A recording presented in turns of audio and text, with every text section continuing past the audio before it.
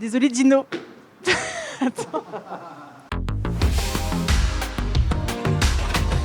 Aujourd'hui, cap sur Ferrières-en-Bray, dans l'une des usines Danone, pour découvrir comment naît un Danonino. De la création jusqu'à vos frigos, on va voir les métiers qui se cachent derrière les petits Suisses préférés des enfants. C'est parti pour la visite avec Dino. Bonjour Clara, comment tu vas ? Salut, ça va et toi? Ça va super bien, merci. En tout cas, merci de m'accueillir au sein d'une de vos usines. Je suis vraiment ravie d'être là. Alors pour commencer, est-ce que tu peux me présenter Danone et plus particulièrement la marque Danonino ? Danone, c'est une entreprise qui a plus de 100 ans. C'est une entreprise française qui a pour mission d'apporter la santé par l'alimentation au plus grand nombre. Et aujourd'hui, on est reconnu comme un leader mondial, que ce soit sur les produits laitiers et végétaux, sur les eaux embouteillées et sur la nutrition infantile. Donc on a vraiment un large portefeuille qui permet d'apporter la santé à tous les âges de la vie. Danonino, c'est une marque un peu particulière parce que c'est la marque de produits laitiers pour les enfants. C'est une marque qui a 50 ans d'expertise. On fait plein de produits à base de bons fruits, de bons laits et surtout enrichis en calcium et en vitamine D pour permettre la bonne croissance osseuse des enfants. Et justement, toi, tu pilotes l'ensemble de la marque Danonino. Concrètement, quel est ton rôle ? Je pilote à la fois des études consommateurs pour comprendre les besoins de nos consommateurs. Je travaille sur toute la stratégie de la marque à 3 ans et ensuite je travaille sur l'analyse business de nos résultats pour pouvoir réajuster nos stratégies en cas de besoin. Est-ce qu'il y a un projet sur lequel tu as travaillé dont tu es fière ? Alors, sur Danonino, on travaille beaucoup sur le sucre. On a vraiment cette ambition d'avoir tous nos produits qui ont 10 grammes de sucre au 100 grammes au maximum. Et donc ça, je suis super fière de travailler en permanence sur la rénovation de nos recettes. Et par exemple, la semaine dernière, j'étais sur un événement où avec Dino, on est allé encourager les enfants, distribuer nos produits. Et ça, on peut le faire grâce à la qualité nutritionnelle de nos produits. Je sais aussi que cela fait déjà plus de 7 ans que tu grandis au sein de Danone.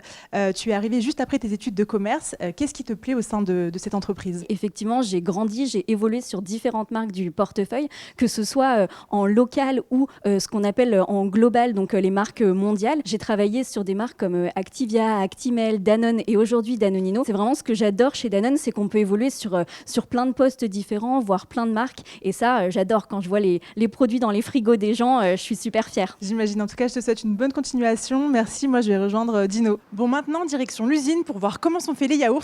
Ah pardon, oui, c'est vrai, il faut que je mette mes EPI. Désolée Dino, tu pourras pas venir avec moi, il n'y en a pas à ta taille. On est au sein du service process, au point de départ de la fabrication. El Kassoum, toi, tu es chef d'équipe process, tu gères plus d'une 40aine de personnes. C'est quoi ton quotidien ? Ma journée démarre par une animation de top, c'est-à-dire qu'avec les équipes, on se retrouve pendant une quinzaine de minutes pour partager un peu sur les aléas de production, sur l'ordre de fabrication et sur les différents points en lien avec la qualité et les pertes. Quand on fabrique des millions de yaourts, j'imagine qu'il y a des étapes importantes, cruciales, challengeantes. Quelles sont-elles ? Le process est composé de 3 équipes, donc il y a la réception lait, le process brassé et le process fromage. Le point de départ de tout contrôle, c'est les contrôles qualité. Donc on vient voir si notre produit, qui est le lait de base, conforme ou pas conforme. Et derrière, pendant toute la chaîne de production, on fait des contrôles qualité pour savoir si le produit est conforme. C'est quoi ton parcours ? Quelles études tu as faites pour en arriver là aujourd'hui ? J'ai commencé par médecine, puis après, je voulais voir autre chose. J'ai fait un parcours dans le génie des procédés et process industriels. J'ai démarré avec un stage de fin d'études chez Danone et ensuite j'ai développé des compétences tout au long de ma carrière au niveau de la qualité et là actuellement au niveau du process. Et ma dernière question, quels sont les conseils selon toi pour être un bon manager ? Savoir s'adapter par rapport aux différents profils qu'on peut avoir. C'est une grande équipe, donc il faut savoir s'adapter, monter en compétences, fédérer ses équipes et surtout intégrer les équipes lors des prises de décision. Bon, on va aller voir les machines de conditionnement et rencontrer Antoine. Bonjour Antoine, alors toi tu travailles sur les machines de conditionnement de l'usine qui produisent notamment ces Danonino. Tu es chez Danone en alternance depuis 3 ans.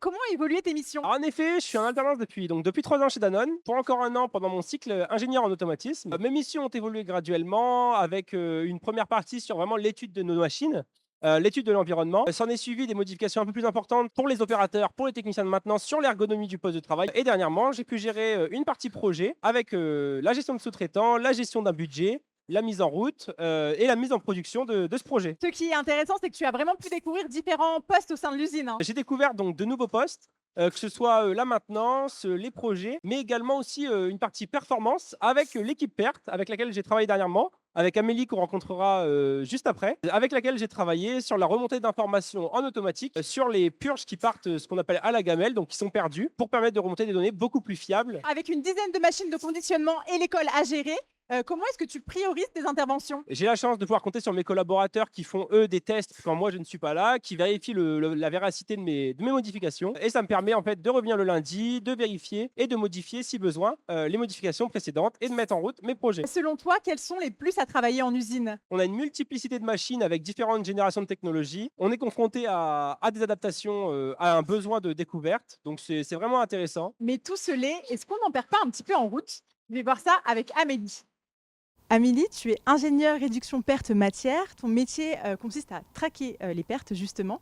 C'est quoi une journée type? Ça se résume en 2 parties. Une partie bureau où je vais mettre à jour tous les indicateurs pertes, comme ça je sais si la veille on a fait une bonne ou une mauvaise journée. Et une partie terrain où je vais à la rencontre des opérateurs. Ils me remontent comme ça s'ils ont des problématiques qui pourraient m'intéresser ou je pourrais les aider pour réduire des pertes. Et une partie tracking visuel où je regarde les égouts, je regarde si on a du lait qui s'écoule, ce qui pourrait dire qu'on a eu des défauts équipements ou des fuites. Qu'est-ce que tu mets en place concrètement justement pour réduire ces pertes? On a un gros projet qui s'appelle la cartographie des pertes. C'est mesurer toutes les pertes liées au démarrage des équipements. Donc on mesure sur le terrain, on analyse et on optimise quand le résultat est trop important. Et ensuite on a la mise en place d'indicateurs, des indicateurs qu'on aurait au process mais aussi au conditionnement.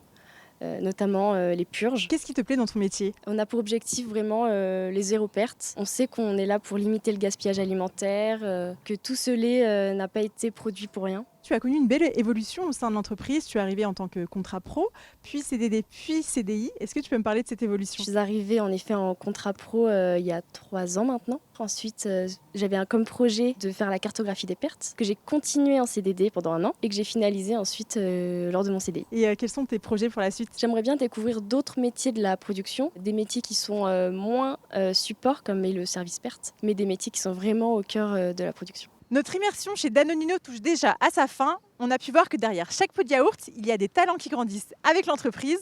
Bon, avec Dino, on vous laisse, on va déguster nos petits Suisses bien mérités.